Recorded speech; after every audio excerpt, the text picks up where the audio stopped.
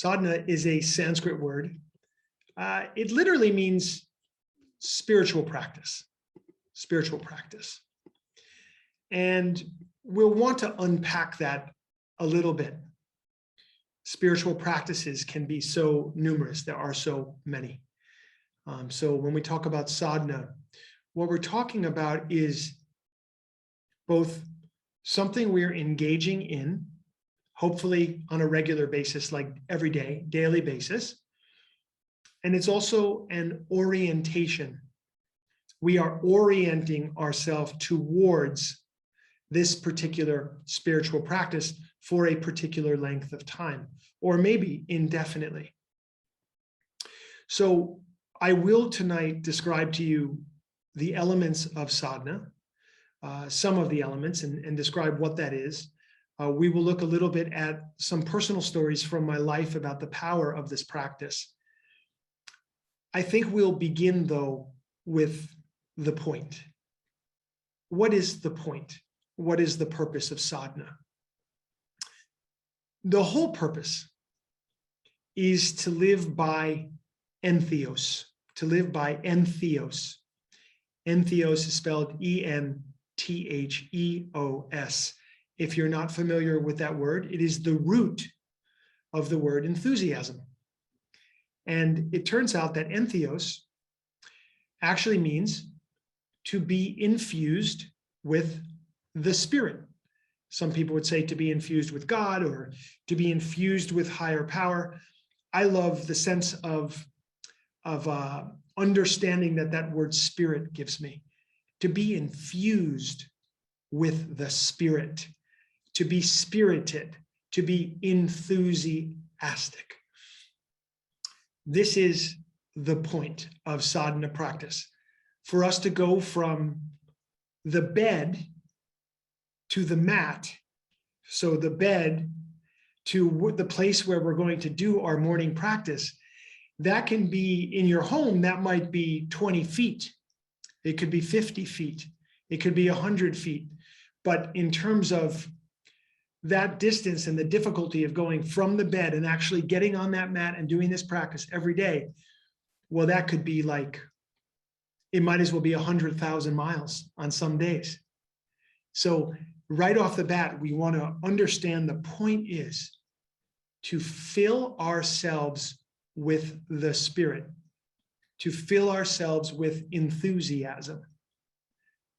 And there's a real power in becoming a morning person, to develop an enthusiasm to get up out of bed, to go and engage with the world and your life. And there's a real exciting thing that takes place once you get momentum and you get enthusiasm behind your sadhana practice. I don't want to diminish this in any way. It is enormous.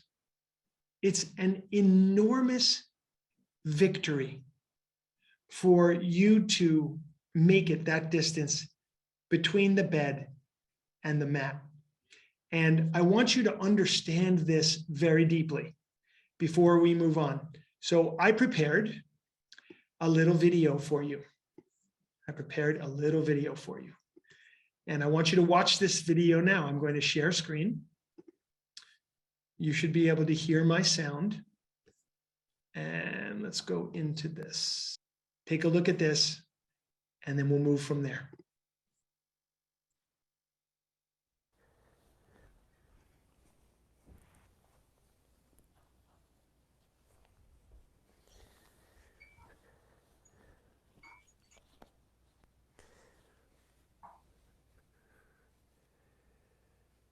Me getting on this mat this morning, now that's a victory. Because for the last couple minutes, from my bed to this spot right here, my mind has kicked in a whole bunch of reasons why I shouldn't do my morning practice. Very busy day today, oh my God. Already thinking about all the stuff that's coming up. I've got to take care of my kids today. I've got all kinds of stuff going on today.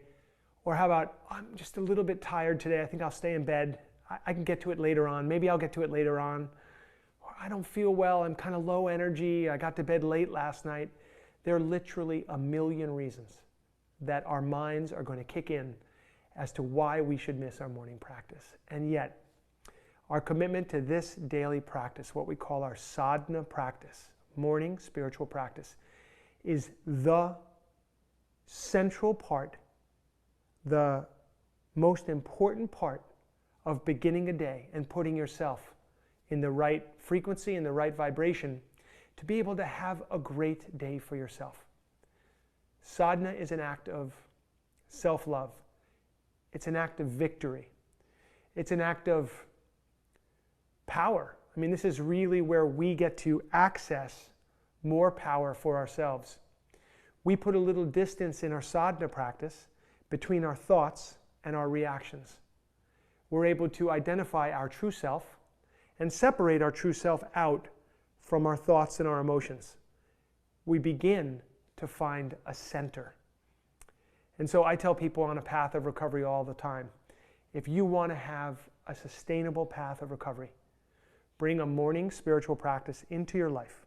Give yourself this gift and start every single day with a victory. Now you'll see I showed up on my mat here with a couple items. I usually bring my timer, which is in the form of my cell phone, and I just put it on airplane mode, and now I can time myself through different exercises. I bring my incredible shawl, which I like to wrap around myself during sadhana practice.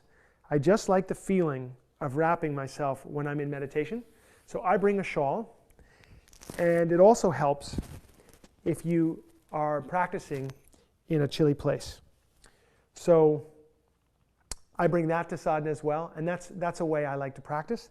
And I also bring my journal, because I find that a lot of very, very important downloads come to me at this time of day as a result of my practice. So I like to have my journal nearby so I can write down some thoughts as they come. Wonderful. Now, what is a sadhana practice? What does a sadhana practice consist of? Well, for me, sadhana practice is a little bit of movement, a little bit of physical movement, a little bit of meditation. There may be some pranayama or breath exercises that I might do.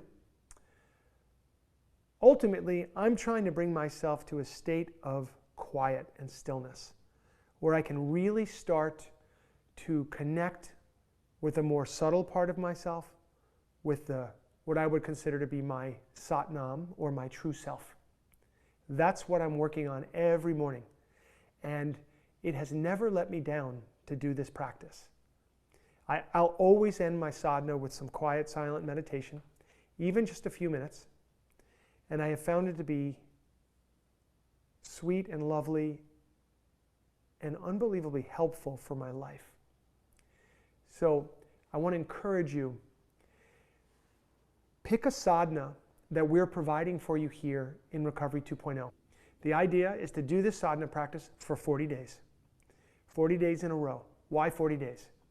Yogis for thousands of years have found that right around 40 days, if you do something continuously each day, it forms a powerful new habit.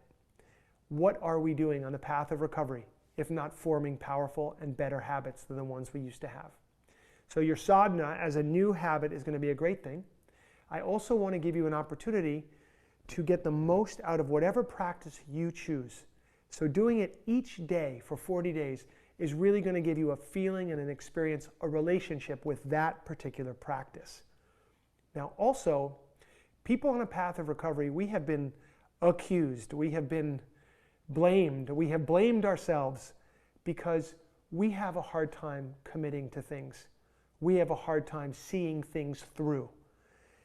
And certainly doing something every single day for 40 days is going to build our ability, build our capacity to see things through. This is a wonderful quality to start cultivating in your character. And so sadhana, it serves us on so many levels. Lastly, I want to say this. If you're anything like me, when you wake up in the morning, there can be an anxiety. There can be a negativity as we think about the day to come. It's not always joyous and happy and free. if you can get right out of bed and get right down on your mat and do your sadhana practice, what I believe you will find, as I have found in my direct experience, is that negativity shifts, that anxiety dissipates, and all of a sudden you find new resources that you can draw upon to live to the absolute fulfillment, to the absolute possibility of that particular day. Now, I'm not saying that every day is going to be a great day. We are human beings. We're going to have hard days, and we're going to have great days. We're going to have everything in between. I am saying that if you do your sadhana practice, you'll have access to the resources you need to handle whatever your day is providing you with elegance and dignity and grace and effectively. I wish you this practice of sadhana. I so hope you will commit to it for yourself and pick whichever one is most right for you right now. And make a commitment that one day at a time, each day you'll wake up and you'll do it. So let's unpack a little bit. You're going to, at the end of today's session, at the end of this masterclass, for those who are still around, we're going to give a particular sadhana practice. I'm going to send you a link, get you a link right here and right now, where you can go to that practice and you can download it and it's yours forever. And I've chosen that particular practice because it's accessible yet powerful. I feel like most anybody could do it, but it's a wonderful, wonderful place to start. And so stick around till the end so that we can really get you that and you can benefit from that. And I'm going to continue to try to encourage you as much as possible to take on this practice. And so I need to inspire you right now. So what we're talking about here is, it is a game-changing concept.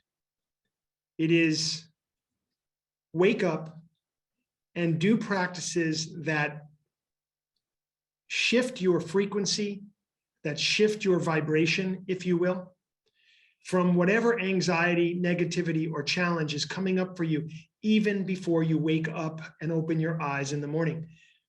As I said in the video, if you are anything like me, then you know what it is to be lonely. You know what it is to feel anxiety or stress. You know what it is to feel like the day is already overwhelming and you haven't yet gotten out of bed. Give me an amen if you understand what I'm talking about here.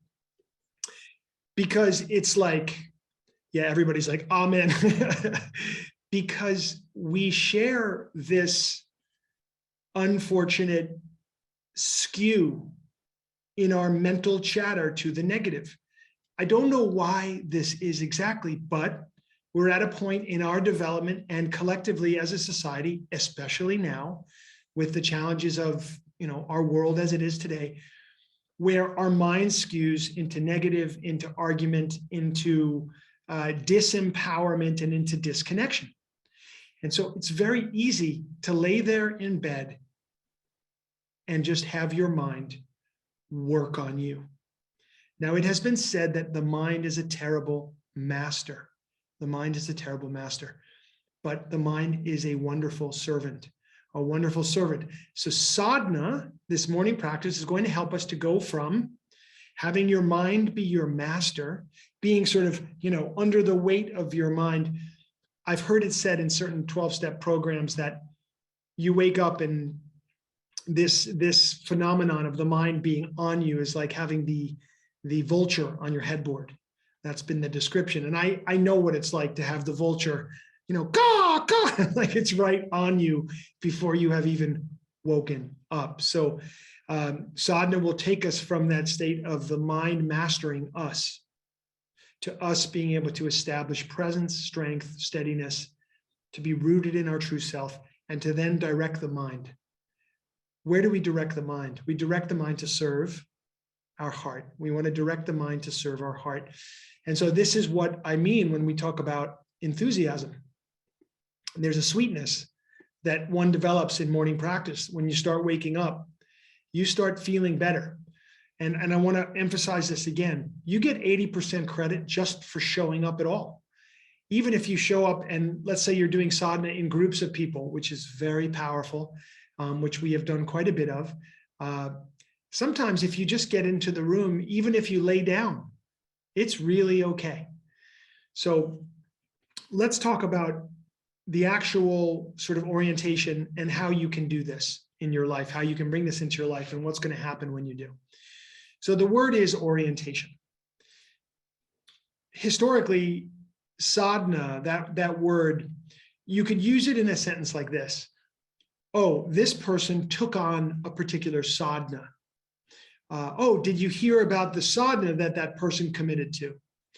Oh, that person is doing a 40-day sadhana or a 90-day sadhana or a 120-day sadhana or a 1,000-day sadhana. And it simply means that a person is orienting themselves toward the practice. What do I mean by that, by orienting yourself toward it?